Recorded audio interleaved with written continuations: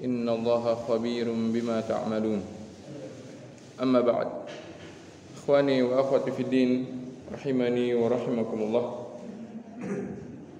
Alhamdulillah, segala puji bagi Allah Subhanahu wa taala yang telah menjadikan kita ummatan muslimah, umat muslim yang mengikuti nabinya yang mulia sallallahu alaihi wasallam, yang dimana merupakan sebuah kebahagiaan, merupakan sebuah keberuntungan tatkala Allah Subhanahu wa taala menjadikan kita orang-orang yang mau untuk menerima dakwah Nabi yang mulia sallallahu alaihi wasallam tatkala Allah mengutus beliau ke dunia ini.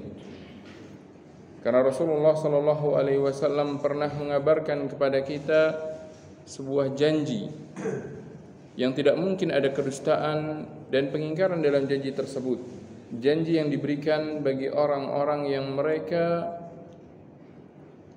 mengikuti dan menerima ajakan Nabi sallallahu alaihi wasallam ke jalan Allah.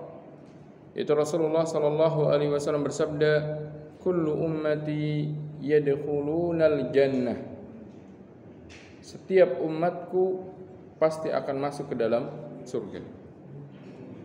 Maka setiap orang yang dia mau untuk menerima dakwah Nabi sallallahu alaihi wasallam, menerima Islam sebagai agamanya, menjadikan Islam sebagai agama yang dia anut dan mengikuti syariat-syariat yang terdapat di dalamnya, maka dia telah memiliki sebuah perjanjian yang dijanjikan oleh Allah dan Rasul, yaitu dia pasti akan masuk ke dalam surga. Illa man aba, kata Nabi sallallahu alaihi wasallam, kecuali orang yang enggan masuk ke dalam surga. Siapa mereka? Orang-orang yang Rasulullah sallallahu alaihi wasallam pun kabarkan, "Man ata'ani dakhalal jannah wa man 'asani faqad aba." Barang siapa dia taat kepadaku, yaitu dia jalankan perintah-perintah Nabi sallallahu alaihi wasallam, dia tinggalkan larangan-larangan Nabi sallallahu alaihi wasallam, maka dialah yang akan masuk surga. Wa man 'asani faqad aba, dan barang siapa dia mendurhakaiku, maka dialah orang yang enggan. Mendurhakai Nabi sallallahu alaihi wasallam tentunya secara umum terbagi menjadi dua.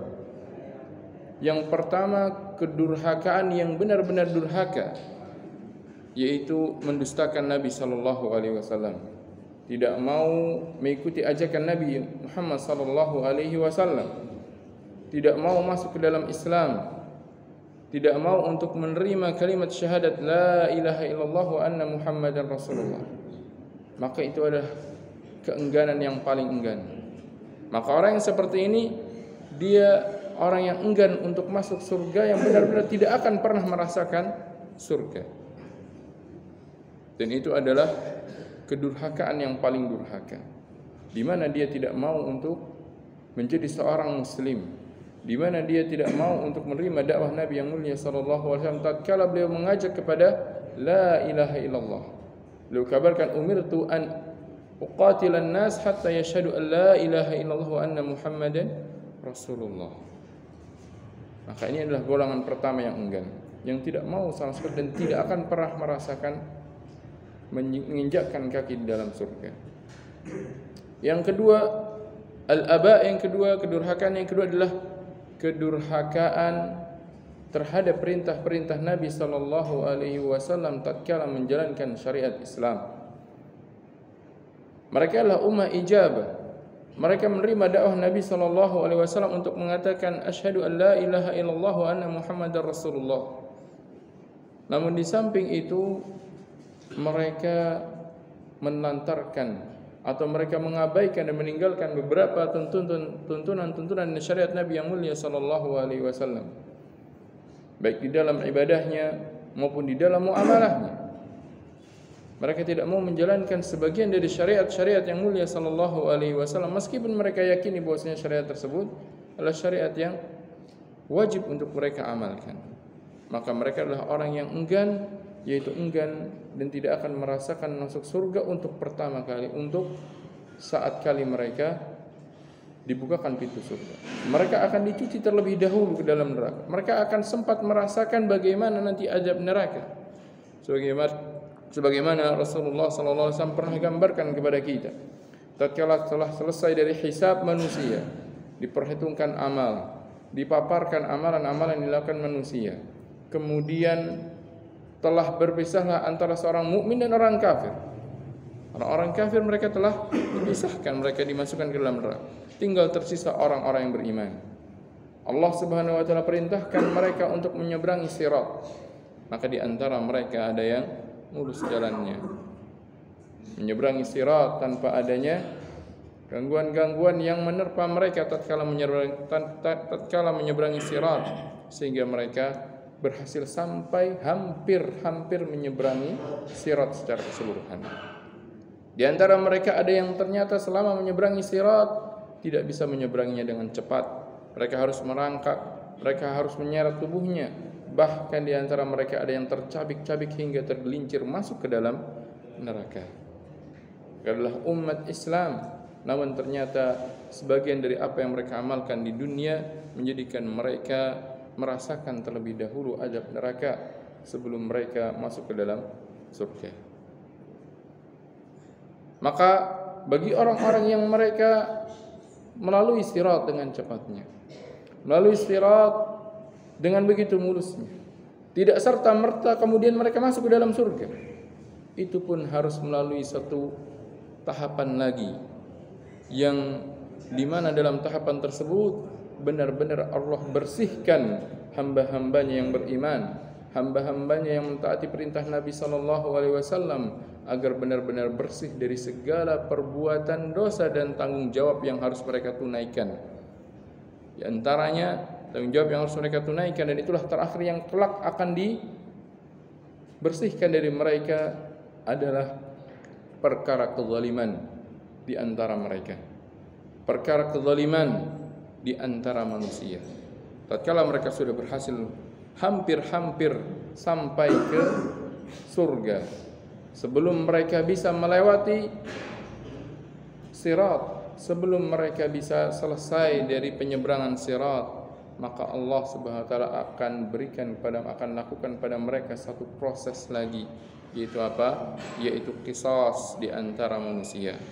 Qisas di antara kezaliman yang mereka pernah lakukan selama di dunia. Hal ini sebagaimana dikabarkan Nabi SAW dalam sebuah hadis yang diriwayatkan oleh Imam Bukhari rahimahullah dari sahabat Abu Sa'id Al-Khudri radhiyallahu taala anhu. Beliau mengatakan bahwasanya Rasulullah sallallahu alaihi wasallam bersabda, "Idza khalusal mu'minuna minan nar hubisu biqantaratin bainal jannati wan nar."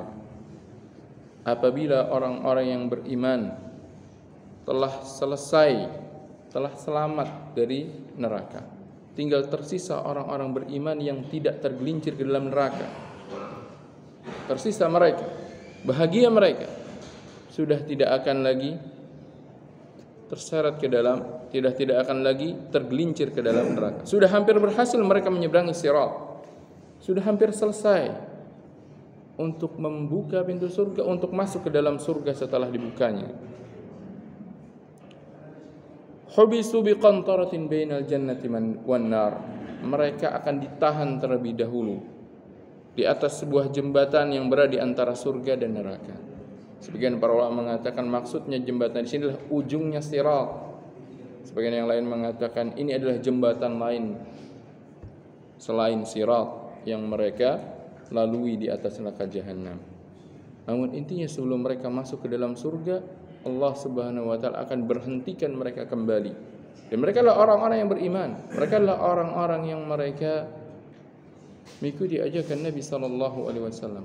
Namun mereka hendak dibersihkan dari hutang-hutang kezaliman yang pernah mereka lakukan di dunia. Fayataqasuna madhalima kanat bainahum fid dunya. Maka kemudian mereka akan dikisas satu dengan yang lain dalam urusan kezaliman yang pernah mereka lakukan di dunia. Hatta idza nuqu wa hudzibu udzina lahum bidukhulil jannah, sampai-sampai kalau sudah bersih, sudah ditiadakan lagi hutang kezaliman di dunia, barulah kemudian mereka akan diizinkan untuk masuk ke dalam surga. Ya subhanallah, proses-proses yang dilalui oleh orang-orang yang beriman tentunya begitu panjang kelak di akhirat. Dari mulai mereka dihisab, kemudian mereka akan ditimbang amalan-amalan yang mereka lakukan, kemudian mereka akan menyeberangi sirat.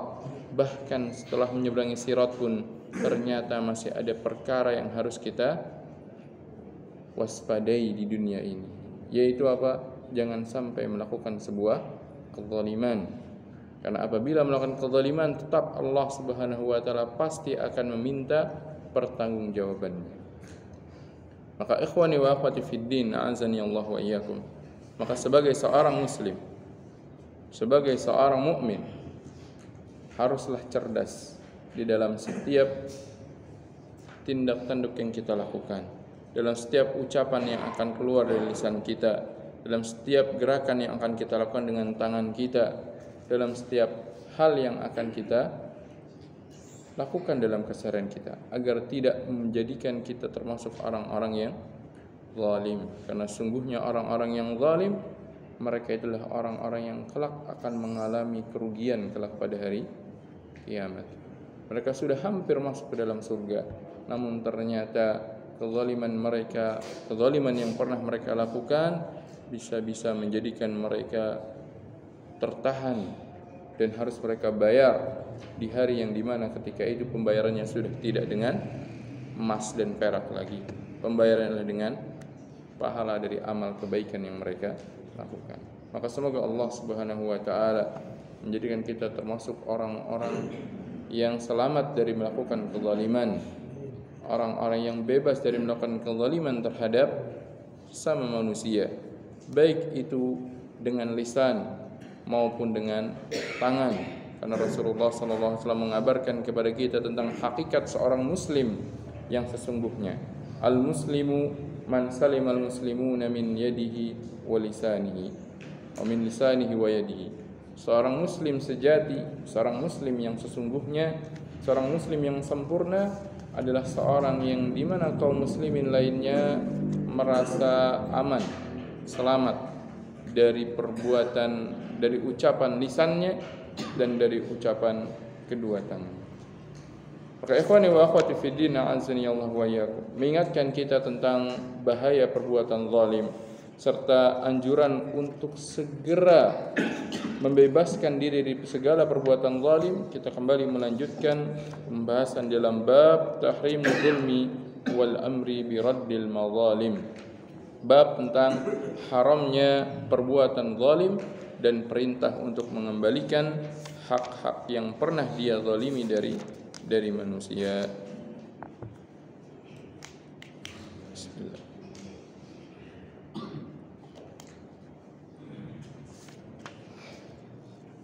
Hadis yang diriwayatkan dari Mu'adz bin Jabal radhiyallahu taala anhu, beliau mengatakan, ba'athani Rasulullah sallallahu alaihi wasallam faqala innaka ta'ti qauman min ahli alkitab fad'uhum ila syahadati an la ilaha illallah wa anni rasulullah fa inhum ata'u lidzalika fa'alimhum anna Allah aftarada alaihim khamsa salawatin fi kulli yawmin wa laylah fa inhum ata'u lidzalika fa'alimhum anna Allah aftarada alaihim sadaqatan tu'khadhu min aghniyaihim faturaddu ila fuqaraihim fa inhum ata'u lidzalika fa iyyaka wa kara'im amwalihim wattaqi da'watal mazlum fa innahu laysa bainaha wa bainallahi hijab.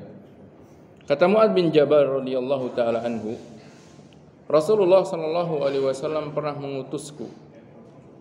Diutusnya Mu'adz ini jelaskan bahwasanya beliau diutus ke daerah Yaman, yang dimana di daerah tersebut banyak terdapat ahlu kitab. Ahlu kitab yaitu orang Yahudi, orang Nasrani. Mereka ahlu kitab, orang-orang yang pernah diutus kepada mereka Rasul membawa kitab, yang dimana dalam kitab tersebut tentunya terdapat syariat Allah Subhanahu wa taala yang Allah turunkan kepada mereka, yang Allah syariatkan kepada mereka. Berarti mereka ini orang yang punya pengetahuan, tentang syariat Allah yang diturunkan kepada nabi yang diutus kepada mereka. Berarti mereka ini orang-orang yang bukan orang yang belum pernah diutus Rasul, bukan orang yang jauh dari Rasul, tidak. Bahkan mereka memiliki kitab, mereka memiliki pedoman yang datang dari Allah Subhanahu wa ta'ala. Namun sering berlalu zaman, mereka mendapati kitab tersebut telah dirubah dan mereka tidak menyadarinya, atau mereka menyadarinya namun tetap mereka tidak kembali kepada syariat yang murni sebenarnya. Maka Rasulullah SAW mengutus Mu'adz bin Jabal ke mereka. Karena diutusnya Mu'adz ini adalah kepada orang-orang yang tentunya mereka memiliki hujjah, mereka memiliki pedoman, mereka memiliki dalil, mereka memiliki argumen. Maka Rasulullah SAW mengatakan kepada Mu'adz, innaka ta'ti qauman min ahli kitab. Sungguhnya yang akan engkau datangi ini adalah orang-orang ahli kitab. Berarti apa? Bersiap-siaplah, persiapkan hujahmu, pelajari tentang apa yang akan engkau sampaikan, hingga tatkala kalau seandainya di antara mereka ada yang minta untuk berdiskusi, ada yang minta untuk berbantah-bantahan dalam syariat yang diajarkan oleh Allah Subhanahu wa taala, maka engkau memiliki hujjah. Maka Rasulullah mempersiapkan, mengatakan kepada Mu'adz agar Mu'adz ini bersiap-siap dengan hujjah. Kemudian Rasulullah mengabarkan kepada Mu'adz, fad'uhum ila syahadati an la ilaha illallah wa anna Muhammadar Rasulullah. Yang pertama kali engkau ajak mereka adalah syahadat la ilaha illallah Muhammadur Rasulullah. Ajarkan kepada mereka tentang seruan mentauhidkan Allah. Ahlu kitab mereka tahu diperintahkan untuk mentauhidkan Allah. Ahlu kitab antara mereka ada yang tahu mereka tahu bahwasanya Allah Subhanahu wa taala mengutus rasul-rasulnya yang mulia, Musa, Isa, dan juga rasul-rasul lain dari kalangan Bani Israel untuk mengajak manusia agar mentauhidkan Allah. Mereka tahu itu. Maka kemudian selain itu mereka pun harus juga meyakini wa anna Muhammadar Rasulullah. Inilah yang diingkari oleh sebagian dari ahli kitab ketika itu. Mereka tahu diperintahkan untuk mentauhidkan Allah, namun mereka enggan. Seperti orang-orang Yahudi yang berada di kota Madinah, mereka enggan untuk mengakui bahwasanya Muhammad sallallahu alaihi wasallam adalah Rasul Allah. Karena bukan dari kalangan kaum mereka, bukan dari Bani Israel. Sehingga mereka merasa hasad. Oleh kata Allah Subhanahu wa taala tegaskan, hasadam min indi anfusihim. Kenapa mereka menolak dakwahnya Nabi yang mulia sallallahu alaihi wasallam? Bukan karena mereka tidak meyakini bahwasanya dakwah tersebut dakwah kepada kebaikan, namun karena mereka hasadam min indi anfusihim. Dalam ayat yang lain Allah Subhanahu wa taala tegaskan kepada mereka, am yahsuduna an-nasa ala ma atahumullahu min fadli. Apakah mereka itu merasa hasad kepada manusia, itu kepada Nabi Muhammad SAW dan orang-orang beriman yang mau mengikuti beliau? Am yahsuduna an-nasa ala ma atahumullah min fadli. Mereka hasad atas nikmat yang Allah karuniakan kepada Nabi SAW berupa dijadikannya beliau sebagai Rasul terakhir, bukan dari kalangan Bani Israel, dan berikan nikmat kepada orang-orang yang mau mengikuti beliau. Ternyata karena hasadlah mereka enggan untuk menerima dakwah Nabi yang mulia sallallahu alaihi wasallam. Maka yang Nabi sallallahu alaihi wasallam perintahkan kepada Mu'adz, ajak mereka juga untuk mengikrarkan syahadat anna Muhammadan Rasulullah. Dalam hadis ini Nabi sallallahu alaihi wasallam tidak mengajarkan kepada Mu'adz untuk mendetailkan kalimat la ilaha illallah Muhammadar Rasulullah. Kenapa? Karena yang akan didakwahkan Mu'adz orang-orang yang punya ilmu. Mereka paham bahasa Arab tentang makna la ilaha illallah. Mereka orang dari Yaman, orang daerah Yaman. Mereka paham makna Muhammadar Rasulullah. Maka tidak didetailkan. Adapun kalau seandainya seorang itu diutus berdakwah, ternyata yang dia dakwahi tidak memiliki ilmu tentang makna apa yang didakwahkan, maka tentunya selain mengajak, dia pun harus menjelaskan maknanya. Ketika mengajak la ilaha illallah, jelaskan makna la ilaha illallah. Apa konsekuensi dari la ilaha illallah? ketika menjelaskan wa anna Muhammadar Rasulullah, ajarkan kepada mereka tentang bagaimana merealisasikan anna Muhammadar Rasulullah. Mu'adz di sini karena yang akan beliau hadapi adalah orang-orang ahlu kitab, punya kitab, telah mempelajari kitab sebelumnya. Maka Nabi SAW merintahkan kepada Mu'adz dengan hal yang cukup jelas bagi mereka. Fa in ata'u lidzalik, kalau mereka menerima dakwah tersebut, menerima kalimat la ilaha illallah Muhammadar Rasulullah, mereka mau untuk mengikrarkan kedua kalimat tersebut, fa'alimhum anna Allah aftarada alaihim khamsa salawatin fi kulli yaumin wa lailah, maka ajarkan kepada mereka, kabarkan kepada mereka bahwasanya Allah mewajibkan salat 5 waktu dalam sehari semalam. Ini menunjukkan bahwasanya salat memiliki kedudukan yang agung di dalam Islam. Maka dakwah yang kedua kali diajarkan kepada mereka adalah as-salat. Fa inhum ata'u lidzalik, kalau mereka menerima ajakan untuk mengerjakan salat, fa'alimhum anna Allah aftarada alaihim sadaqatan tu'khadhu min aghniyaihim wa turaddu ala fuqaraihim. Maka ajak mereka untuk hal yang ketiga, yaitu bahwasanya Allah mewajibkan mereka sedekah.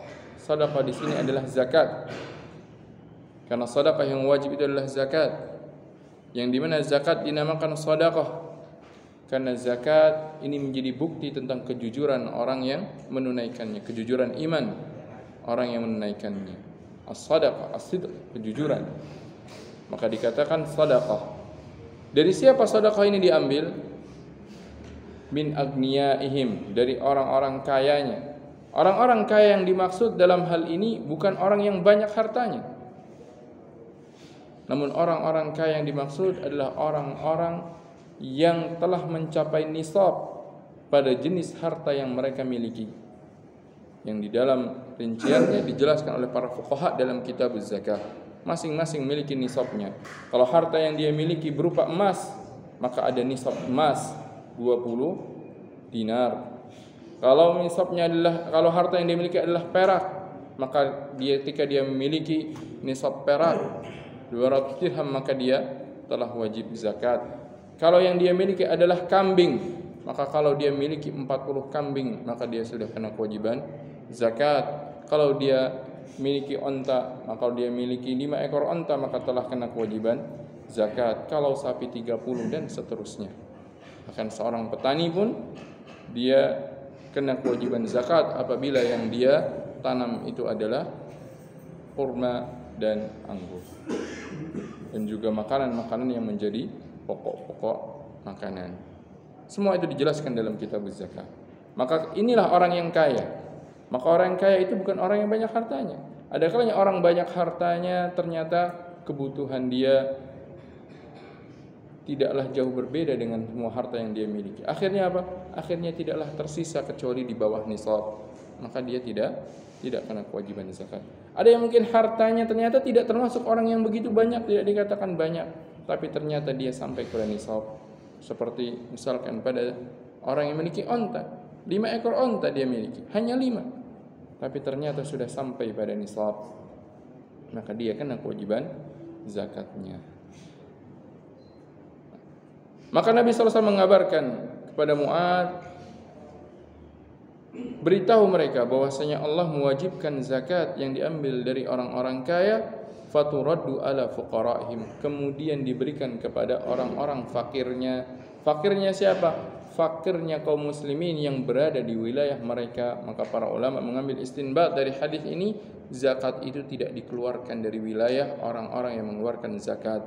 Jangan kirim zakat keluar negeri, jangan kirim zakat keluar daerah, padahal di daerahnya masih ada para fuqara, masih ada para masakin, masih ada mustahiqin yang berhak untuk menerima zakat. Mereka lah yang lebih berhak untuk menerima zakat sebelum dikirimkan ke keluar daerah. Maka Nabi SAW mengabarkan wa turaddu ala fuqaraihim, bukan fuqara muslimin Rasulullah menyebutkannya, tapi apa? Fuqaraihim, fuqaranya mereka, itu mereka yang engkau dakwahkan di tempat tersebut.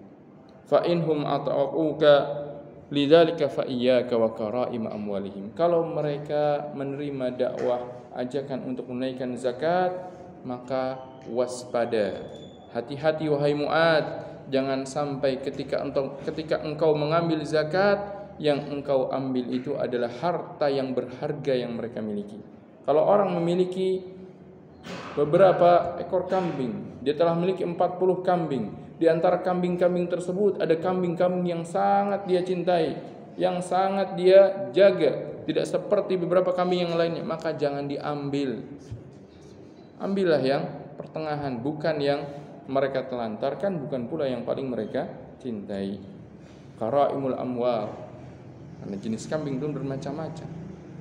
Yang penting diambil sesuai dengan usia yang telah diwajibkan. Jangan pilih dari jenis yang paling dicintai pemiliknya. Wa iyyaka wa karaim amwalihim. Kenapa? Karena berarti demikian menzalimi mereka. Lihat bagaimana Allah Subhanahu wa taala dalam mensyariatkan zakat pun memperhatikan hak-haknya orang yang menunaikan zakat. Tidak diambil dari harta yang paling mereka cintai. Tidak boleh. Bahkan itu termasuk menzalimi mereka. Makanya Nabi SAW setelah itu mengatakan kepada Mu'adz, wattaqi da'watal mazlum. Hati-hati ketika engkau hati-hati terhadap doanya orang-orang yang dizalimi. Dalam rangka apa Nabi SAW mengabarkan hal ini kepada Mu'adz? Ketika beliau mengingatkan Mu'adz dalam mengambil zakat dalam hal kebaikan. Mu'adz ini diperintahkan untuk menjalankan salah satu rukun Islam, mengambil zakat dari orang-orang yang telah kena kewajiban zakat, tapi jangan sampai berbuat zalim di dalam melakukan perkara yang ma'ruf tersebut. Wattaqi da'watal mazlum, dan hati-hatilah doanya orang yang dizalimi. Fa innahu laisa bainaha wa bainallahi hijab. Karena sesungguhnya tidak ada penghalang antara doanya dengan Allah Subhanahu wa taala. Dalam artian doanya kelak akan diijabahi oleh Allah Subhanahu wa taala kalau orang yang dizalimi ini mendoakan keburukan yang semisal pernah dilakukan dengan oleh orang yang menzaliminya. Maka hadis ini mengingatkan kepada kita tentang haramnya perbuatan zalim, dan bahwasanya perbuatan zalim itu diharamkan dalam hal apapun. Bahkan dalam hal seorang tujuannya melakukan kebaikan. Kalau ketika dia ingin melakukan kebaikan, ternyata kebaikan yang dilakukan caranya adalah menzalimi orang yang dia ajak, maka yang seperti itu pun termasuk hal yang dilarang. Sebagaimana Nabi SAW memesankan kepada Mu'adz, wa iyyaka wa karaim amwalihim. Hati-hati ketika engkau mengambil harta yang paling berharga dari mereka. Maka ikhwani wa akhwati fid din, azani Allah wa iyyakum. Hadis ini mengandung banyak faedah yang bisa kita petik, di antaranya adalah tentang perkara kezaliman yang tadi kita sebutkan. Maka sebagai seorang muslim haruslah meninggalkan segala bentuk perkara kezaliman, baik itu dalam rangka dia ingin mengajak kepada kebaikan namun caranya ternyata menzalimi orang, apalagi kalau dia hanya dalam perkara-perkara yang itu merupakan hal yang buruk, dia sampai menzalimi orang, maka itu termasuk hal yang dilarang oleh Allah Subhanahu wa taala dan Rasulnya. Maka sebagai umat muslimah, sebagai orang umat muslim yang dimana mereka ingin untuk masuk ke dalam surga, sebagaimana Nabi SAW menjanjikan kullu ummati yadkhuluna al-jannah, maka mereka pun harus mewaspadai dari segala perbuatan kezaliman terhadap siapapun, bahkan kepada orang kafir. Maka Allah menjelaskan bahwasanya wattaqi da'watal mazlum di sini mencakup doanya orang kafir yang dizalimi.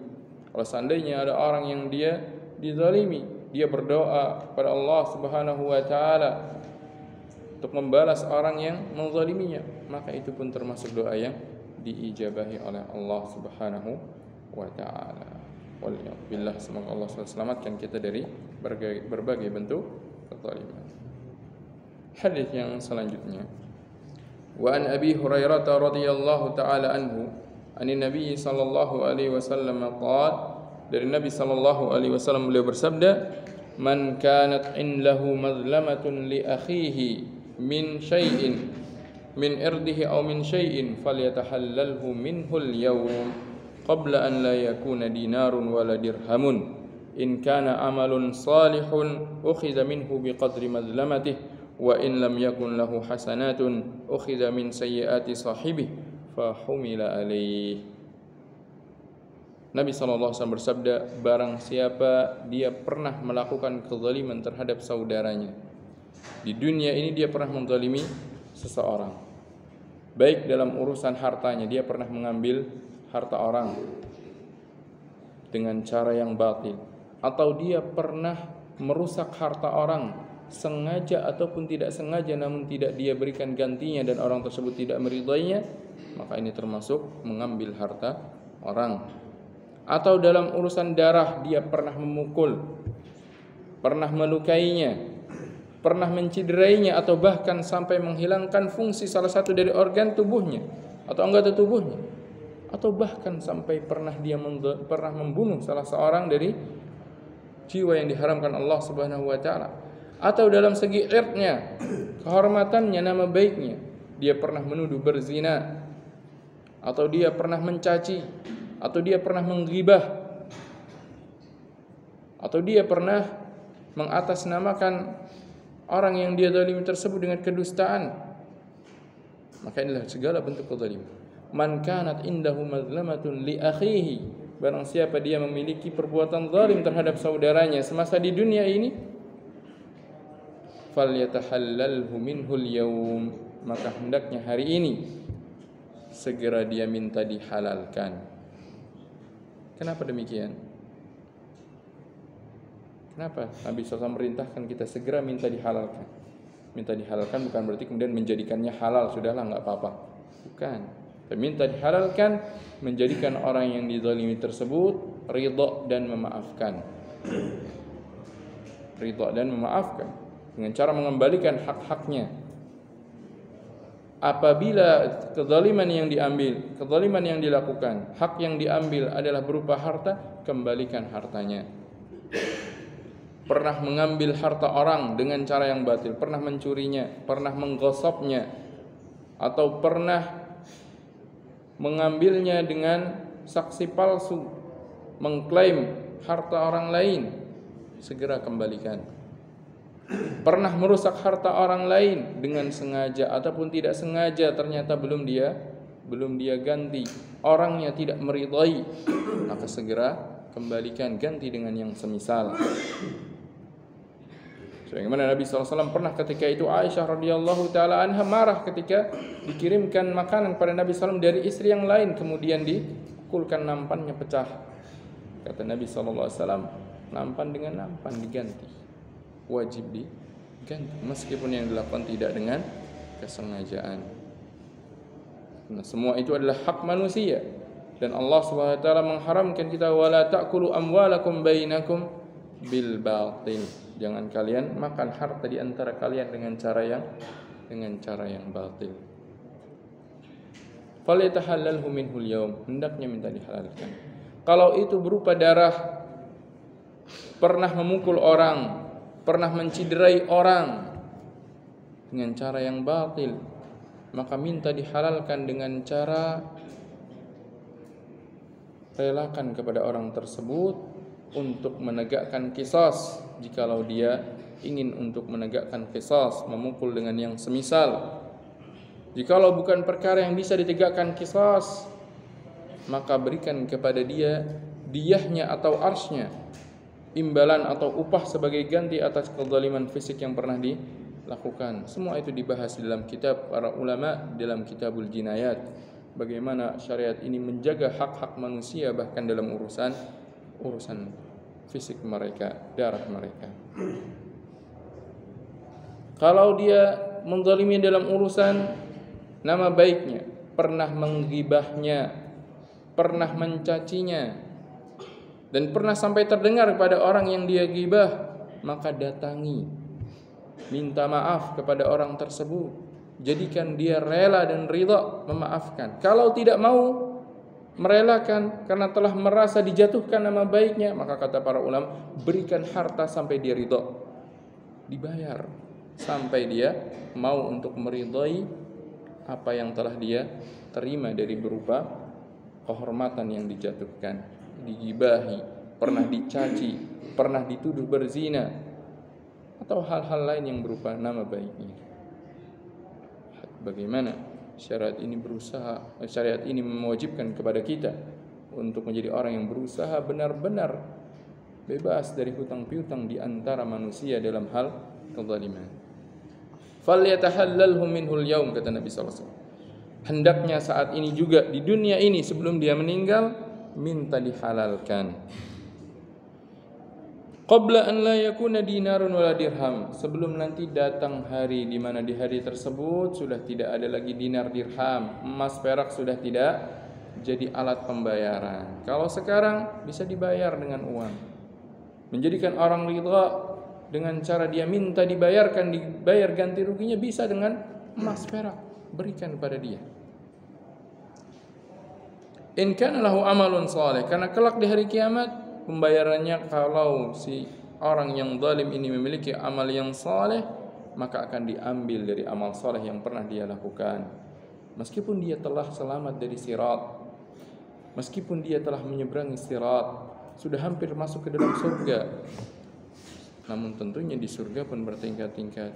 Kalau ternyata semakin sedikit demi sedikit amalnya diambil, berkurang, maka tentunya akan mengurangi kemuliaannya di surga, tingkatannya di surga. Wa in lam yakun lahu hasanat, kalau ternyata dia tidak memiliki kebaikan, kebaikannya tidak ada, tapi dia masih punya hutang kezaliman, ukhidha min sayyiati sahibi, maka akan diambil dari keburukan dosa orang yang pernah dia zalimi, kemudian dilemparkan atau diberikan kepada orang tersebut, sehingga akan memberatkan timbangan keburukannya kelak pada hari kiamat. Waliyadzubillah.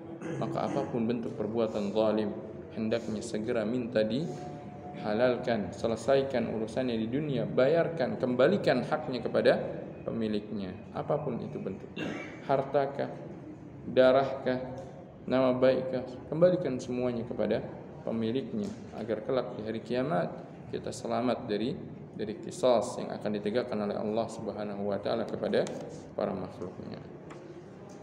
Ka ikhwani wa akhwati fid din, azani Allah wa iyyakum. Hadis ini mengingatkan kita tentang pentingnya mengembalikan hak-hak orang-orang yang terzalimi, siapapun orangnya. Siapapun kita, selama kita pernah menzalimi orang, pernah mengambil hak orang, dan orang tersebut tidak meridainya, kembalikan kepada orang tersebut, agar kita bebas dari hutang yang kelak akan kita bayarkan pada hari kiamat. Hadis yang selanjutnya, wa an Abdullah bin Amr bin al-As radhiyallahu ta'ala anhuma, an-nabi sallallahu alaihi wasallam qala, al-muslimu man salimal muslimuna min lisanihi wa yadihi. Seorang muslim yang sejati adalah seorang yang dimana kaum muslimin lainnya selamat dari keburukan lisan dan tangannya. Wal muhajiru man hajara ma nahallahu anhu. Dan seorang yang berhijrah, orang berhijrah adalah orang yang dia meninggalkan perkara-perkara yang Allah larang dia dari melakukannya. Inilah orang yang berhijrah. Maka orang hijrah itu bisa dilakukan dengan yang namanya hijrah. Ada kalanya hijrah itu adalah berpindah dari satu tempat ke tempat yang lain. Itu hijrah min makanin ila makan. Hijrah dari tempat yang dimana di situ merupakan negeri kufur kepada negerinya kaum muslimin. Itu berhijrah. Seperti hijrahnya para sahabat radhiyallahu taala anhum, dan juga Nabi sallallahu alaihi wasallam dari kota Mekah ke kota Madinah tatkala kota Mekah masih dikuasai oleh orang-orang musyrikin. Ini hijrah makan min makan. Yang kedua, hijrah itu bisa dilakukan dengan amalan, yaitu hijrah dengan cara meninggalkan perbuatan-perbuatan yang dilarang oleh Allah Subhanahu wa taala dan mengisi waktu dengan hal-hal yang tidak dilarang oleh Allah Subhanahu wa taala. Itu namanya hijrah dengan perbuatan. Yang namanya hijrah adalah meninggalkan sesuatu yang diharamkan oleh Allah Subhanahu wa taala, apapun bentuknya. Apakah itu riba, apakah itu keharaman mencuri, apakah itu menzalimi orang, apakah itu meninggalkan kewajiban. Maka orang yang berhijrah Tatkala dulu dia pernah meninggalkan kewajiban, maka hijrahnya dengan cara mengerjakan kewajiban-kewajiban yang pernah dia tinggalkan. Orang yang sekian lama meninggalkan salat, kadang tidak salat, maka hijrahnya dia bukan dengan berganti pakaian, namun hijrahnya dia adalah dengan mengerjakan salat dan tidak lagi meninggalkan salat satupun, salat yang diwajibkan. Orang yang dia selama ini tidak menunaikan zakat, maka hijrahnya adalah dengan membayarkan zakat-zakat yang tidak dia bayarkan setelah sekian tahun, di mana dia menjadi orang yang kena kewajiban zakat namun tidak dia tunaikan zakatnya. Orang yang dia meninggalkan puasa yang wajib, puasa Ramadan, maka hijrahnya adalah dengan mengerjakan puasa Ramadan. Maka hijrah itu adalah dengan mengerjakan perkara wajib yang pernah dia tinggalkan atau meninggalkan perkara haram yang pernah dia lakukan. Itulah hakikat hijrah amal. Hijrah yang dikatakan Nabi sallallahu alaihi wasallam, wal muhajiru man hajara ma nahallahu anhu. Seorang muhajir, seorang yang berhijrah adalah orang yang meninggalkan perkara-perkara yang Allah larang. Maka jadilah orang yang berhijrah sejati. Jadilah orang muslim sejati yang menjadikan tangan dan lisan kita selamat dari menzalimi orang. Hati-hati dengan lisan. Kadang kaum muslimin, kadang seorang itu karena emosinya, karena kesalnya dia mencaci orang. Padahal orang yang dia caci tersebut mungkin hanya melakukan kesalahan yang tidak sepadan dengan cacian yang dia berikan. Kesalahan yang tidak disengaja menjadikan dia mencaci orang. Lihat bagaimana orang saat ini pada zaman sekarang ini, di mana mereka jauh dari tuntunan syariat Allah Subhanahu wa taala. Mudah sekali lisannya mencaci, mudah sekali lisannya menggibah orang, mudah sekali tangannya untuk melukai orang. Waliyadu billah. Padahal kelak pada hari kiamat Allah SWT pasti akan tegakkan qisas, dan tidak akan mungkin seorang itu diterima taubatnya oleh Allah Subhanahu wa taala kalau ternyata taubat tersebut berkaitan dengan kezaliman yang pernah dia lakukan kepada manusia sebelum dia kembalikan hak tersebut kepada pemiliknya. Bagaimana Rasulullah perintahkan dalam hadis yang sebelumnya, man kanat indahu mazlamatun li akhihi min ardin aw syai'in falyatahallalhu al-yawm. Hendaknya minta dihalalkan saat ini juga. Maka segera kembalikan hak kepada pemiliknya, karena itu merupakan salah satu dari syarat taubat dalam dosa yang berkaitan dengan hak-hak manusia. Hadis yang berikutnya, hadis yang menceritakan tentang khutbah Nabi sallallahu alaihi wasallam pada haji wada. Haji wada, haji yang dimana ketika itu Rasulullah sallallahu alaihi wasallam menunaikan haji dan kaum muslimin datang dari berbagai penjuru dunia yang mereka beriman kepada Allah dan Rasulnya. Mereka datang menunaikan ibadah haji ketika itu. Dan Rasulullah sallallahu alaihi wasallam di antara khutbah beliau tatkala berada di Arafah, maka beliau sallallahu alaihi wasallam memberikan pesan kepada kaum muslimin dengan pesan yang begitu penting sekali. Di antaranya adalah Rasulullah SAW bersabda, fa inna dima'akum wa amwalakum wa a'radakum alaikum haram ka hurmati yaumikum hada fi baladikum hada fi syahrikum hada wa satalqawna rabbakum fayas'alukum an a'malikum. Sesungguhnya darah-darah kalian itu haram di antara kalian. Tidak boleh seorang untuk menumpahkan darah saudaranya kecuali dengan cara yang hak. Cara yang hak apa? Cara yang hak pertama, kalau ternyata orang tersebut pernah membunuh dengan sengaja, pernah menumpahkan darah seorang muslim dengan sengaja, maka ditegakkan qisas. Kalau keluarganya menuntut qisas, maka barulah halal darahnya untuk ditumpahkan. Kalau dia pernah menciderai orang dengan sengaja, maka barulah halal diciderai semisal dengan apa yang pernah dia lakukan. Adapun jikalau dia bebas dari segala bentuk kezaliman sebelumnya, maka haram bagi kita untuk menciderainya, karena darah-darah itu diharamkan oleh Allah Subhanahu wa ta'ala. Fa inna dima'akum wa amwalakum, harta-harta kalian itu pun haram. Tidak boleh kalian ambil tanpa keridhaan dari pemiliknya. La yahillu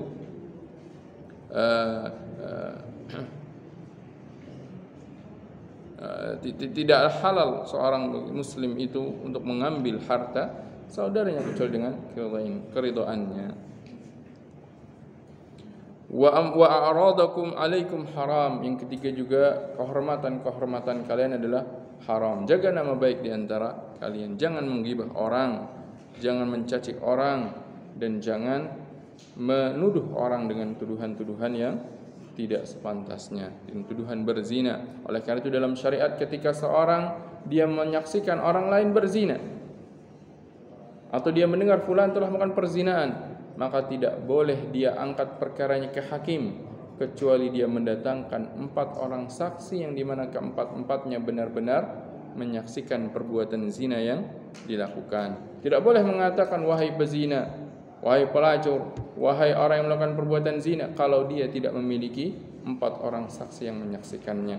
Kalau dia melakukannya dan mengatakannya, justru dialah orang yang akan dikenakan hukuman qadzaf, hukuman cambuk. Karena syariat ini mengharamkan seorang untuk mencederai kehormatan orang lain. Bahkan kalau seandainya seorang itu melakukan perbuatan maksiat yang dia lakukan dengan sembunyi-sembunyi, ternyata qadarullah ada yang melihatnya, jangan dia sebarkan ke khalayak untuk menjatuhkan namanya. Justru kewajiban dia adalah menasihatinya agar berhenti dari perbuatan tersebut, bukan dicemooh, bukan kemudian disebarkan. Karena Rasulullah bersabda, man satara musliman satarahullahu fid dunya wal akhirah. Barang siapa menutupi aib seorang muslim, maka niscaya Allah akan tutup aibnya di akhirat.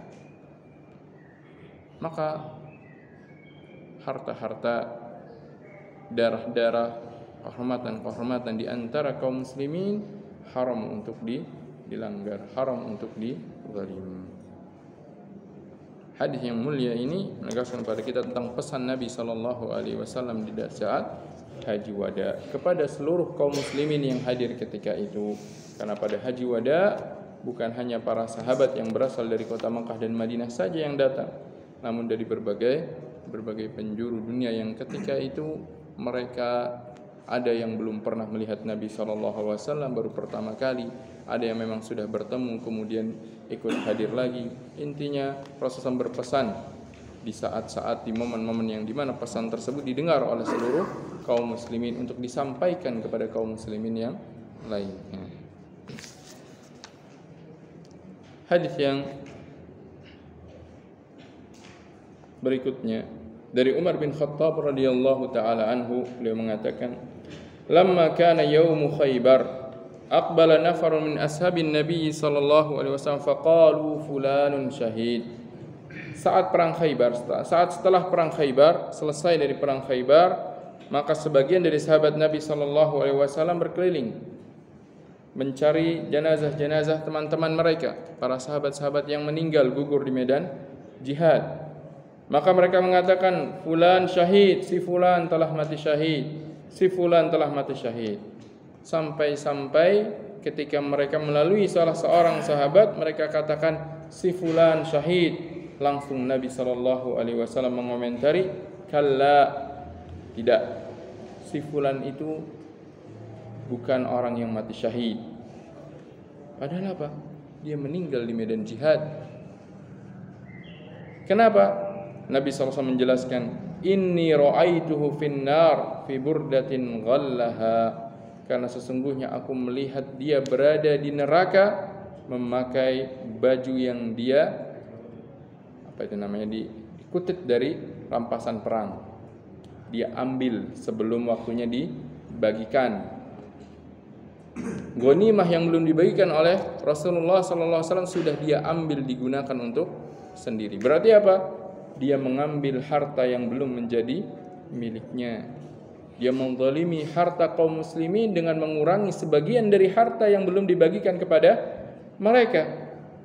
Maka meskipun dia mati di medan jihad, Nabi SAW mengatakan, kala, tidak, dia bukan orang yang mati syahid.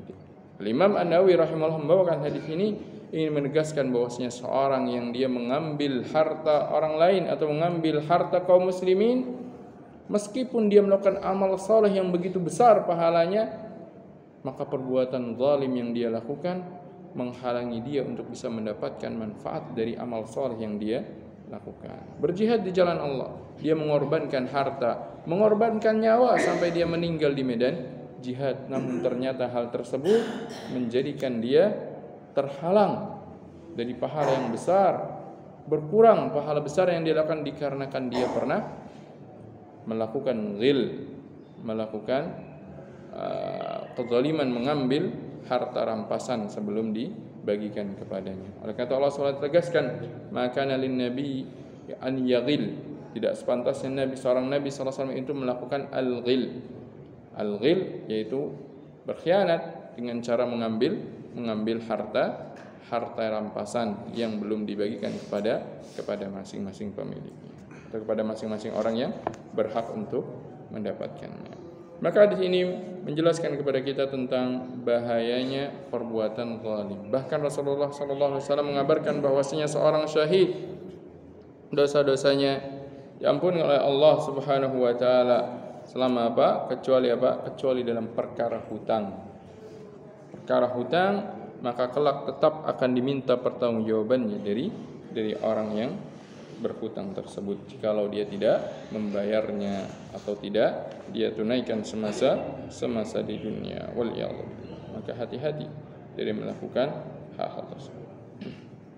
Hadis yang selanjutnya, hadis ini sering kita baca atau sering kita dengarkan, yaitu hadis tentang orang yang muflis. Dari Abu Hurairah radhiyallahu taala anhu, beliau mengatakan bahwasanya Rasulullah SAW bersabda, "Atadruna mal muflis?"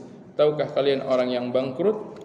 Qalu, maka para sahabat mengatakan, "Al-muflisu fina man la dirham lahu wa la mata'." Seorang yang bangkrut di tengah-tengah kita adalah orang yang sudah tidak memiliki dirham dan juga tidak memiliki barang dagangan lagi. Sudah habis keuntungannya, habis digunakan untuk membayar hutang-hutangnya. Barang dagangannya juga sudah habis, laku terjual tapi tidak menyisakan keuntungan. Faqala, maka Rasulullah SAW bersabda, "Innal muflisa min ummati ya'ti yaumal qiyamati bis salatin wa siyamin wa zakah." Sungguhnya orang yang bangkrut dari umatku inilah orang yang kelak pada hari kiamat datang membawa pahala salat, pahala puasa, pahala zakat, dia bawa semuanya. Berarti dia adalah orang yang mengerjakan kewajiban-kewajiban puasa, kewajiban-kewajiban salat, kewajiban-kewajiban zakat dan amal-amal ibadah lainnya dia lakukan semasa di dunia.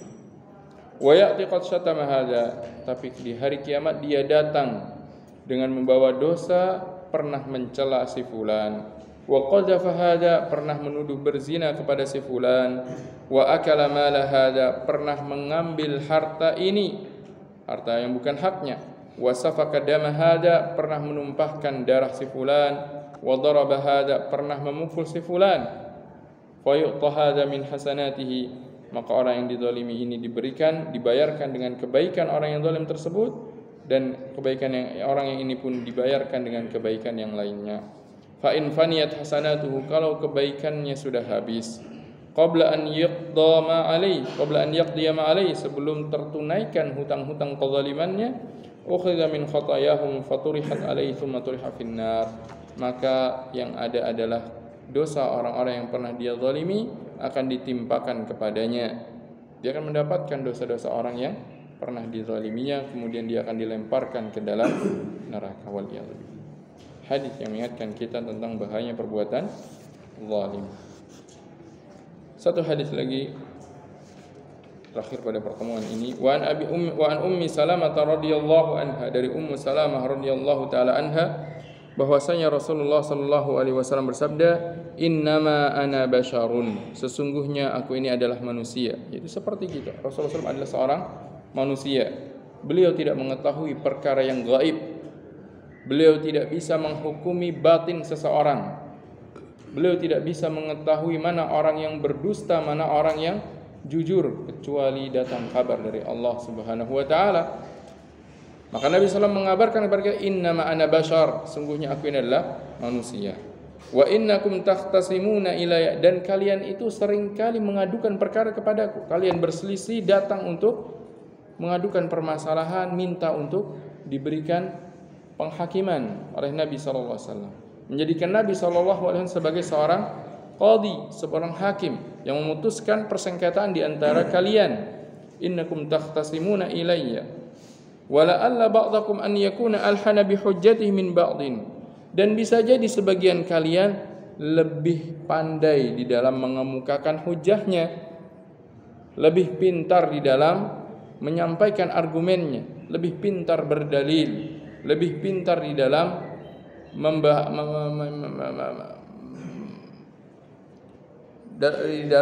menuntut, memberikan tuntutan kepada saudaranya. Fa'aqdilahu binahwi ma asma, sehingga akhirnya aku jadikan dia menang di dalam perkara berdasarkan apa yang aku dengar. Karena Nabi SAW tidak mengetahui hati manusia. Kalau meskipun seandainya ternyata orang yang menyampaikan dalil dia berdusta, dia manipulasi dalil-dalilnya, saksi-saksinya dia datangkan saksi-saksi yang sudah dipalsukan dan tidak diketahui oleh orang lain, bukti-buktinya ternyata dia palsukan.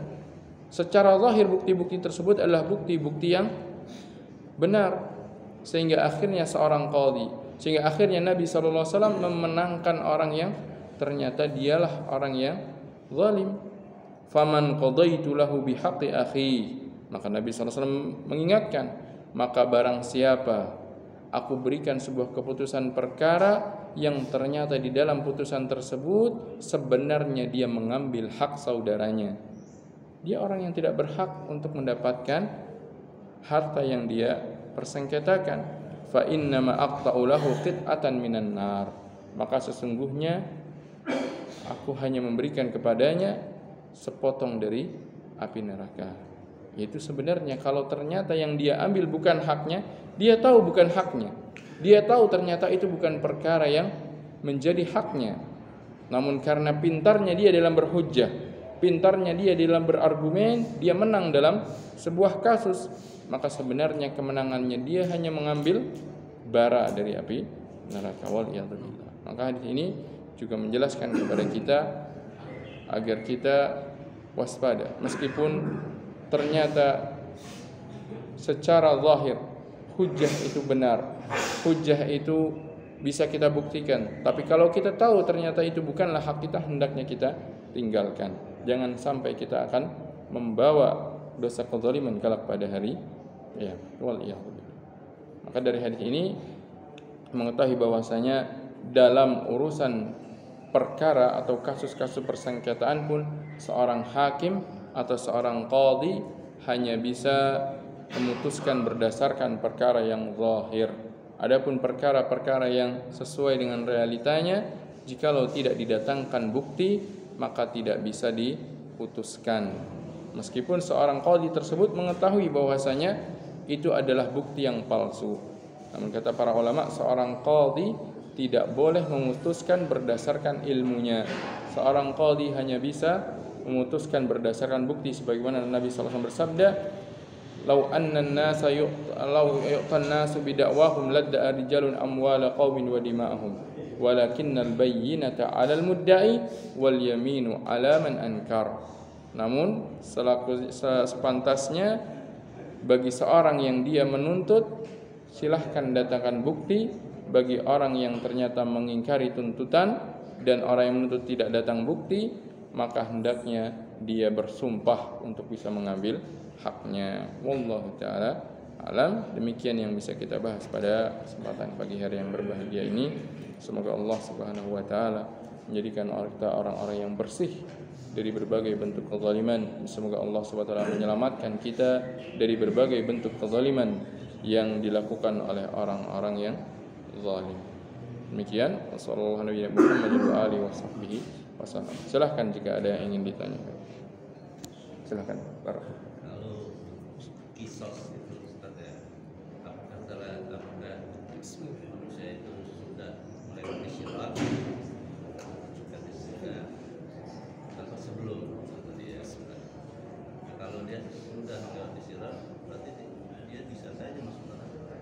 Nah, Yang kedua kan emas atau perak itu kita bayar zakat berdasarkan harga saat ini atau pada kita beli? Baik. Pertanyaan pertama, di awal bicaraan kita sampaikan hadis Nabi sallallahu alaihi wasallam yang menyebutkan bahwasanya qisas di antara manusia dalam urusan kezaliman yang pernah mereka lakukan ini dilakukan setelah manusia menyeberangi sirat, yaitu di antara surga dan neraka. Kenapa kita katakan setelah menyeberangi sirat?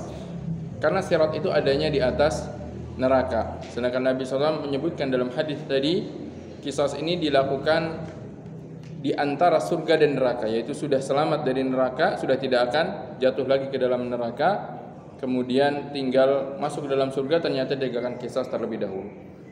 Timbul pertanyaan, yang pertanyaan ini pun sebenarnya sudah dibahas oleh para ulama ketika mensyarah hadis ini. Kalau begitu, nanti orang-orang yang zalim membayar hutangnya, kalau kebaikannya tidak cukup, mereka balik lagi dong ke belakang, masuk ke dalam neraka, karena kan tadi udah lewatin sirat. Bagaimana para ulama menjelaskannya? Para ulama menjelaskan bahwasanya qisas yang disebutkan dalam hadis ini, qisas yang dilakukan setelah sirat, ini adalah qisas yang akan ditegakkan bagi orang-orang yang Allah SWT telah mengetahui bahwasanya kezaliman mereka tidak akan sampai menghabiskan dosa-dosanya, menghabiskan pahalanya, sehingga mereka adalah orang yang hanya dibersihkan saja dari hutang-hutang kezaliman, setelah bersih barulah masuk ke dalam surga. Adapun orang-orang yang disebutkan dalam hadis yang lain, yang di mana kezaliman mereka sampai menghabiskan dosa-dosanya, maka ini telah ditegakkan qisas sebelum hal tersebut, dan mereka akan dijerumuskan ke dalam neraka setelah hisab, itu atau sebelum mereka melewati sirat tersebut, atau sebelum mereka melewati neraka jahanam tersebut. Allahu ta'ala alam. Demikian yang dijelaskan para ulama terkait dengan iskal yang ada pada makna hadis tersebut, yaitu dalam kasus yang kita sebutkan hadisnya di awal pertemuan tadi adalah Allah SWT telah mengetahui siapa yang tidak akan sampai habis pahalanya dikarenakan perbuatan zalim. Merekalah yang bisa sampai selesai menyeberangi sirat, namun mereka akan benar-benar dibersihkan dari berbagai bentuk kezaliman yang pernah mereka lakukan dan tidak sampai menghabiskan pahala-pahalanya, baru mereka masuk ke dalam surga. Adapun orang-orang yang sampai habis pahala kebaikan yang mereka lakukan, maka mereka akan tergelincir terlebih dahulu ke dalam neraka, tidak bersama golongan tersebut, dan kisahnya adalah pada fase yang lain. Allah Ta'ala. Nah, berarti di situ bisa dipahami bahwasanya para ulama menjelaskan kisah tersebut Allah SWT bedakan antara kisah orang yang telah Allah ketahui, karena Allah Maha mengetahui. Allah Maha mengetahui amalan seorang hamba. Ditegakkannya hisab, ditegakkannya mizan, ditegakkannya kisah hanya untuk menjadi bukti supaya apa? Manusia itu tidak merasa dizalimi oleh Allah Subhanahu wa taala. Kalaupun seandainya Allah langsung masukkan ke dalam surga, siapa yang berhak masuk surga, siapa yang berhak masuk neraka, Allah Maha tahu. Allah Maha tahu terhadap amalan seorang hamba. Namun Allah SWT tegakkan semua itu tetap diberlakukan agar menjadi bukti dan lebih meyakinkan tentang apa yang dilakukan manusia semasa di dunia. Demikian yang dijelaskan oleh para ulama ketika menjelaskan hadis tersebut. Allah taala. Yang kedua, zakat emas dan perak. Bagaimana cara menaikkan zakat emas dan perak? Apakah berdasarkan nilai zakat dan perak di waktu membayarnya atau di waktu kena kewajiban nisabnya? Karena emas dan perak ini ditunggu sampai 1 haul, 1 tahun hijriah dulu, baru di situ wajib membayarkannya. Pertama, perlu diketahui bahwasanya di dalam menunaikan zakat, maka harta yang dikeluarkan adalah dari jenis zakat yang dikenakan zakat. Kalau kambing, maka dibayarnya dengan kambing. Orang punya kambing 40 ekor. Ketika dia setelah 1 tahun, dia tidak boleh menyerahkan kepada fuqara berupa uang.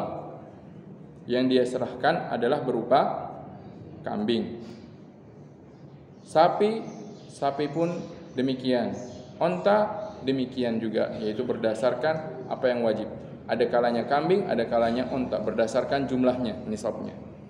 Begitu juga pada emas, maka berarti ketika seorang dia punya kewajiban untuk menunaikan harta emas, berarti yang dia serahkan adalah dalam bentuk emas. Perak dalam bentuk perak, beras dalam bentuk beras. Itu adalah kaidahnya. Sekarang akan timbul permasalahan. Bagaimana kalau seandainya yang dia berikan, kalau dari jenis harta yang kena kewajiban zakat akan melebihi kewajiban yang harusnya dia bayarkan, maka di situ berarti dia berikan lebih, kemudian fakirnya mengembalikan selisihnya, selisih nilainya.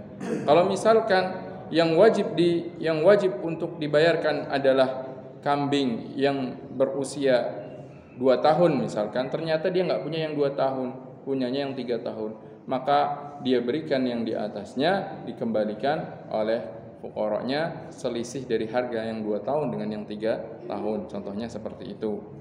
Maka begitu juga pada emas dan perak, berarti kalau dia kena kewajiban emas misalkan, kewajibannya kenanya adalah dia membayar setengah dinar, ternyata dia tidak punya setengah dinar, punyanya 1 dinar, maka nanti dikembalikan atau diselisihkan selisih dari apa yang dia lebihkan. Berarti di situ yang menjadi acuan adalah di hari penunaiannya, bayarnya. Ke orang yang dia kena kewajiban, dia punya emas, nisabnya emas adalah 20 misqal, kurang lebih 85 gram. Maka kewajibannya adalah 2,5%. Kalau dia punyanya, misalkan dia punya 100 gram, maka berarti dia wajib menunaikan 2,5 gram. Ternyata dia tidak punya 2,5 gram, punyanya 3 gram. Maka dia beli emas yang 3 gram, dia serahkan kepada mustahiknya, kemudian selisihnya dikembalikan kepada orang tersebut. Karena para ulama menjelaskan bahwasanya zakat ditunaikan dari jenis harta yang wajib dizakatkan tersebut, sehingga tidak diganti dengan jenis yang lain. Wallahu taala. Demikian caranya sebenarnya. Kalau itu sesuai dengan harga saat ini. Iya, karena Kak, sesuai dengan harga saat itu. Kalau dia tidak punya emas, sebenarnya kalau dia punya emas, dia bayarkan saja dari emas yang ada. Dari emas yang ada. Kalau dia tidak ada, maka dia harus membeli emas. Tentunya membeli emas sesuai dengan harga di hari tersebut. Nah, jadi yang dia berikan adalah bentuk emas. Karena dia, kalau harta yang dia miliki adalah emas, yang kena kewajiban zakat adalah emas, maka yang dia tunaikan emas. Kalau harta yang dia simpan adalah uang, yang kena nisab adalah uang, maka dia bayarnya dalam bentuk uang kertas dari jenisnya, dari jenis hartanya, bukan dari nilai. Makanya di situ para ulama menjelaskan bahwasanya ikhrajuz zakah min ainil mal az-zakah. Mengeluarkan zakat adalah dari jenis harta yang kena kewajiban zakat, bukan dari nilai. Kalau misalkan orang menyimpannya emas, dia bayarnya dengan uang kertas, maka berarti yang dia bayarkan adalah nilai dari emas, bukan emasnya. Padahal harusnya kewajiban zakat itu adalah ada pada emas. Meskipun tidak harus emas yang dia simpan, boleh dia beli emas yang lain, kemudian emas yang dia beli baru itu dia yang dia serahkan. Tidak harus ainul zakahnya, ainalnya, tapi harus dari jinsul malnya, dari jenis hartanya. Kalau dia tidak mau menyerahkan emas yang ada di simpan. Kalau kita itu bisa 100 gram. 100 gram, dia nyimpan 100 gram misalkan di rumah. Nah, kita itu uang aja gitu. Enggak boleh diserahkan dalam uang, enggak boleh. Emas, karena ini susah juga ya. Nah itu dia. Kalau dia tidak punya, tadi kan misalkan 100 gram, maka yang harus diserahkan 2,5%. Ternyata dia tidak punya 2,5 gram. Dia tidak punya emas 2,5 graman, tidak ada yang graman. Dia adanya langsung 10 gram emasnya.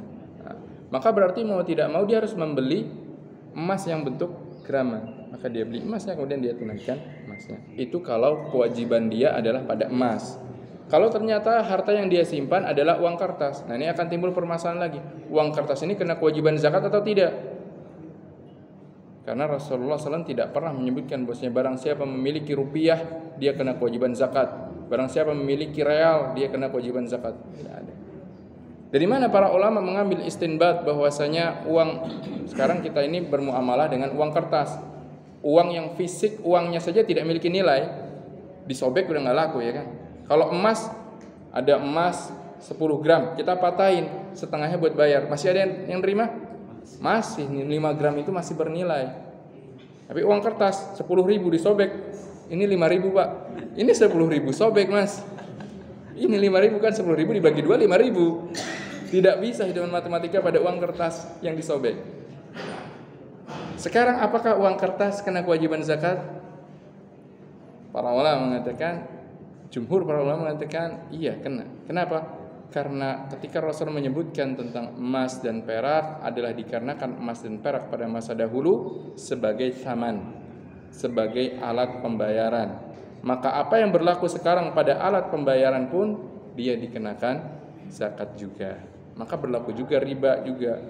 Kalau pada zakatnya berlaku, ribanya pun berlaku.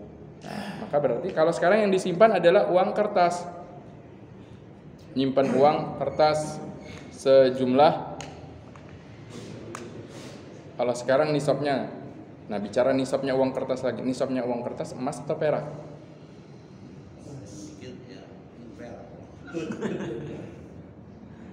Yang difatwakan oleh bagian para ulama atau kebanyakan para ulama masa sekarang, karena adanya uang kertas dalam masa sekarang di majma' fikih mereka, kemudian di hayat kibar mereka, yang menjadi tolak ukur uang kertas adalah mana yang lebih besar maslahatnya bagi para fuqara. Kalau misalkan dihitung dengan nisabnya emas nunggu 85 gram, taruhlah sekarang 1 gram itu 1 juta, berarti nunggu 85 juta kalau kelamaan. Kalau dengan perak 595 gram, ya 595 gram kalau hitungannya gram. Ternyata harga perak 1 gramnya nggak nyampe 100.000. Perak nggak nyampe 100.000 kan ya 1 gram, paling 20.000 30.000 ya, 20 ribuan. Taruhlah kita ambil ininya 50.000. 50.000 dikali 595 gram. Enggak nyampe 20 juta. Tidak sampai 20 juta sudah kena kewajiban zakat. Lebih menguntungkan mana bagi para fuqara? Antara orang yang nunggu 85 juta dengan orang yang sudah punya nisab perak. Perak. Kayaknya berarti dihitungnya dengan nisab perak. Orang sudah memiliki uang kertas dengan acuan nisab perak 1 tahun masih berada di kepemilikannya, tidak berkurang dari nisab, maka wajib dia zakatkan. Ini pendapat yang lebih menenangkan, insyaallah taala, pendapat yang lebih abra' lidzimmah, pendapat yang lebih bisa menunaikan kewajiban bagi orang yang memiliki harta. Maka kalau yang dia simpan berupa uang kertas, maka ketika menunaikan zakat, dia tunaikan dengan uang kertas tersebut. Demikian. Jadi kalau misalnya dia tadi beli barang perak atau emas, kita belikan dulu barang, terus baru kita bagi orang. Nah, kalau barang itu maksudnya kambing. Ya, misalnya emas atau perak, kalau kambing kan gampang ya. Jadi udah emas perak tadi itu kita beli, misalnya kita keluarkan zakat kita misalnya 2,5%. Kita beli emas harga itu, kita bagi emasnya itu ke fuqara, atau kita jadikan uang aja yang lebih. Enggak, diserahkan kepada fuqara. Nah, Enggak boleh.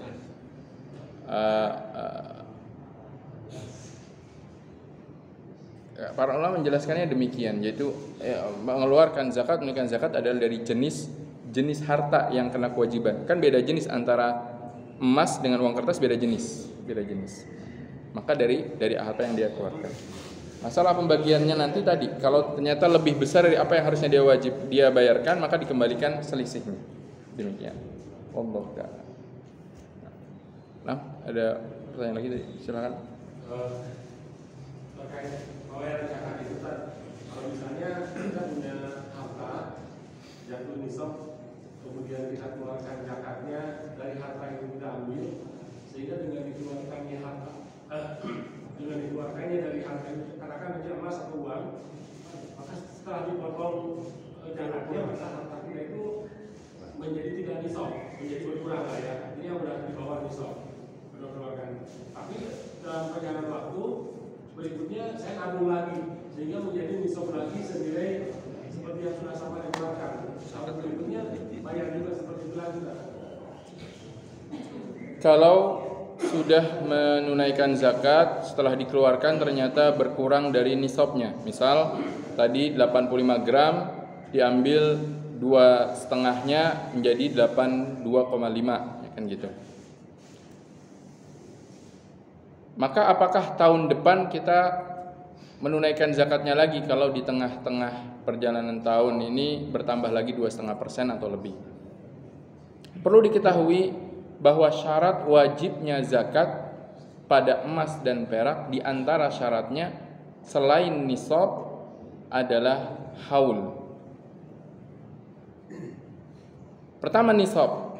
Maksudnya apa? Berarti harta tersebut jumlahnya harus sudah sampai pada jumlah tertentu yang ditentukan syariat. Pada emas misalkan 85 gram, pada perak 595 gram. Syarat kedua haul, yaitu berlangsung di dalam kepemilikannya selama 1 tahun pada kadar nisabnya, tidak kurang dari nisab.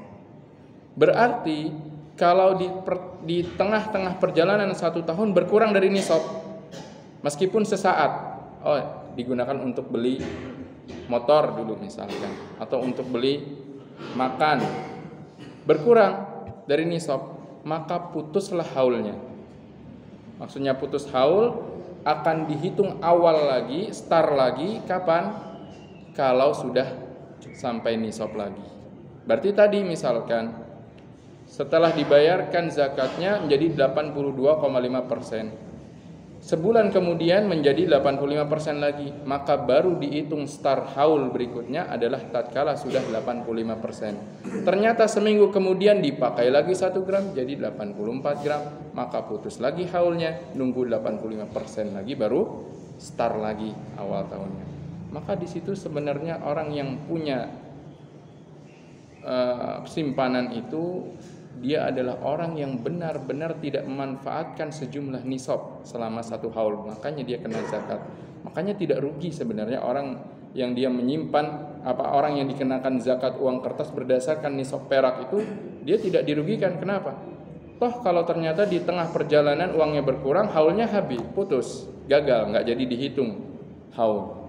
Nanti nunggu sampai nisab perak lagi baru dihitung haul lagi. Orang yang misalkan punya simpanan, taruhlah misalkan nisab perak itu 10 juta. 10 juta selama 10 tahun tidak berkurang-kurang, barulah dia keluarkan zakatnya. 10 juta selama setahun, kadang jadi 9 juta, kadang naik lagi 10 juta, kadang jadi 9 juta lagi, maka tidak akan pernah kena kewajiban zakat. Kenapa? Karena haulnya putus-putus terus. Karena Nabi SAW memberikan bahwasanya tidak ada zakat pada harta yang belum sampai pada haulnya. Jadi begitu cara menghitung zakat yang disyaratkan haul padanya. Jadi syaratnya haul itu adalah selama 1 haul tersebut tidak berkurang nisabnya. Kalau berkurang nisabnya, maka di tengah-tengah atau di saat berkurangnya gagal hitungan haulnya. Ngitung start dari awal lagi nanti kalau sudah naik ke nisabnya. Wallahu taala a'lam. Kalau tadi kan kita misalnya katakanlah punya uang 1 miliar, ternyata udah mencapai hal, tapi itu uang itu kita gunakan untuk kehidupan kita sehari-hari, ya kan? Secara gimana kan? Ya, karena kan misalnya saya taruh 100 juta, sedangkan uang itu buat kita makan sehari-hari, biaya segala macam, tapi masih tetap mencapai nisab. Cuman awal bagaimana? Misal orang dapat 100 juta, digaji 100 juta setiap bulan misal. Ternyata dia hidup di tempat yang untuk keseharian ini bisa menghabiskan 50 juta. Misalkan. Berarti kan gaji pertama 100 juta, untuk bulanan 50 juta. Ternyata sisanya 50 juta. Maka dia belum sampai nisab. Kalau misalkan taruhlah tadi kita contohkan nisabnya 85 juta ya. Gaji kedua dapat 100 juta lagi. Kemarin disimpan masih ada 50 juta, tambah 100 juta, 150 juta. Ternyata bulan tersebut dia punya keperluan untuk berobat lah, habislah 100 juta, sisanya 50 juta lagi. Gaji ketiga 100 juta lagi, ternyata berkurang lagi 75 juta. Tidak pernah sampai 85 juta. Maka orang tersebut tidak akan pernah kena kewajiban zakatnya. Kalau kita ambil contoh zakat, nisab zakat uang itu adalah emas. Sedangkan tadi kita sebutkan nisabnya lebih tepatnya adalah perak. Jadi hitungannya nggak usah sampai puluhan juta, tapi ya nisab perak lah, nisab perak. Gaji 10 juta, habis 7 juta. Tambah lagi bulan depan 10 juta, habis 7 juta lagi. Akhirnya cuma 6 juta. Bulan ketiga tambah lagi 10 juta, habis 7 juta. Maka tersisa yang ada di simpanannya 9 juta. Ternyata 9 juta sudah sampai haulnya, sudah sampai nisabnya perak. Baru dia mulai menghitung haul di situ. Bulan depan dapat lagi tambahan 10 juta. Tadi kan ada 9 juta simpanan. Dapat gaji 10 juta, jadi 19 juta. Ternyata terpakai 15 juta di bulan tersebut. Sisanya 4 juta. Batal lagi haulnya. Dapat lagi 10 juta. Ternyata kebutuhan bulan berikutnya lebih ringan, cuman keambil 1 juta. Berarti tadi 13 juta. Nisab lagi, hitung awal lagi haulnya. Bulan berikutnya 10 juta lagi. Ternyata terpakainya lebih besar lagi, kurang dari nisabnya. Putus lagi haulnya. Jadi sebenarnya apa? Sebenarnya orang yang dikenakan zakat ini adalah orang yang benar-benar menyimpan harta yang nggak dia pakai sebenarnya. Yang dia nggak pakai ini sudah sampai nisab. Para fuqara membutuhkan, maka wajib dia tunaikan kepada para mustahiknya. Tidak dizalimi orang yang menunaikan zakat oleh Allah Subhanahu wa taala. Bahkan mereka lah orang-orang yang zalim ketika mereka menahan diri untuk tidak mengeluarkan zakat pada uang yang mereka sendiri tidak memakainya. Nah, demikian jadi Pak caranya. Bisa dipahami sekarang ya. Jadi dua syarat itu harus terpenuhi. Pertama nisab, kedua haul, dan selama satu haul harus selalu pada stabil nisabnya. Kalau turun dari nisab, putus. Putus itu maksudnya gagal penghitungan haul. Diulang start awal lagi nanti kalau sudah stabil lagi. Nah, demikian. Putus dari nisabnya, ternyata misalnya gitu kan kita hitung yang perak lah misalnya. Perak. Ternyata kan kita punya penghasilan 10 juta, kepake paling sedikit lagi itu kita terus terkumpul 10 juta. Terkumpul, tapi kan terkumpul nisabnya pada saat itu baru dihitung haul, maka pada saat itu. Maka nunggu 1 tahun ke depan baru dia kena kewajiban zakatnya. Tapi kalau selama perjalanan 1 tahun berkurang lagi dari nisab, maka tidak dia bayarkan zakat. Ngumpulin haji itu, pergi haji itu sama. Kena zakat juga dong. Kena zakat. Mengumpulkan haji. Intinya orang yang dia menyimpan harta sampai pada nisab dan tidak dia belanjakan, tidak lepas dari kepemilikannya selama 1 haul, maka dia kena kewajiban zakat. Sebetulnya yang setelah kita setor yang menghitung zakat haji setelah kita setor, dan itu kan udah tahu kan. Menghitungnya sejak sampai nisab. Kalau dia menabungnya cuma 1 juta, berarti tunggu sampai nisabnya, baru di situ mulai dihitung. Yang kita setor kan minimal 25 juta tuh. Nah, 25 berarti kalau dengan nisab perak maka sudah dihitung haul. Apa kita bayar sudah kan? Nah, kalau kita bayar. Karena kan orang menyetorkan setoran tabungan haji ini dia belum wajib haji sebenarnya selama dia belum memiliki belum memiliki biaya yang sepenuhnya untuk haji. Mau nggak Yang menjadikan manfaat setoran.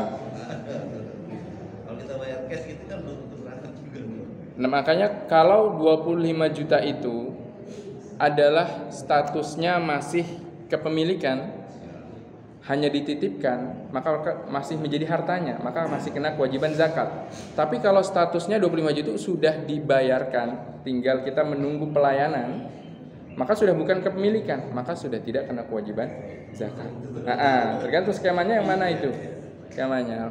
Karena tadi selama masih jadi hak milik dimanapun uang tersebut, meskipun sekarang saya berikan gambaran gini, orang nabung di bank, uangnya dia pegang tidak, tapi milik siapa? Status uang tersebut di bank sebagai apa? Bukan simpanan, piutang. Karena kita menghutangkan pihak bank. Bedanya simpanan dengan piutang apa? Kalau simpanan kita titip ke orang, nggak dipakai-pakai sama orang, itu namanya wadiah. Itu namanya simpanan, kita nyimpan, nitip. Kalau menghutangkan, ini saya kasih 1 juta, silahkan kamu pakai, yang penting datangkan gantinya senilai 1 juta. Berarti apa? Berarti sebenarnya fisik uangnya ada? Tidak ada. Tapi kepemilikannya ada? Kepemilikannya ada. Nah sekarang permasalahannya, orang yang punya tabungan, punya piutang di orang lain, apakah dia kena kewajiban zakat? Dia nggak punya uang, nggak punya fisik uang, tapi dia punya hak kepemilikannya. Kata para ulama, iya, dia kena kewajiban zakat kalau piutangnya di tangan orang yang bisa membayarnya saat dia minta. Kalau di pihak bank, kapanpun kita tarik kan bisa. Jadi termasuk orang yang berhutang dan bisa membayar kapanpun kita tagih. Demikian juga kasusnya tadi. Kalau misalkan setoran yang diserahkan untuk dana tabungan ini adalah sekedar kita titipkan, nanti di hari hanya setelah dihitung ternyata sudah cukup baru dibayarkan, atau sesuai jadwal keberangkatannya baru itu dibayarkan, maka itu masih milik kita, meskipun bukan kita yang pegang. Kalau datang waktu kewajiban zakat, maka wajib kita tunaikan zakatnya. Tapi kalau akadnya adalah uang itu sudah dibayarkan, sudah sebagai DP-nya, maka sudah bukan kepemilikan kita. Kita hanya tinggal menerima pelayanannya saja.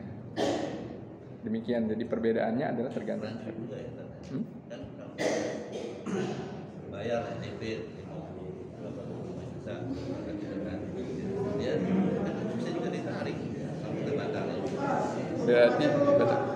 Oh iya. Baik. Pak Wafidin azani Allah wa iyyakum.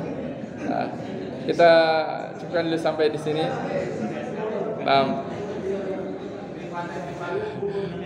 Baik, kita cukup sampai di sini. Semoga Allah SWT berikan pada kita ilmu yang bermanfaat, amal soleh, dan semoga Allah SWT menjadikan kita termasuk orang-orang yang diberikan keselamatan dan bersihan dari segala perbuatan kezaliman.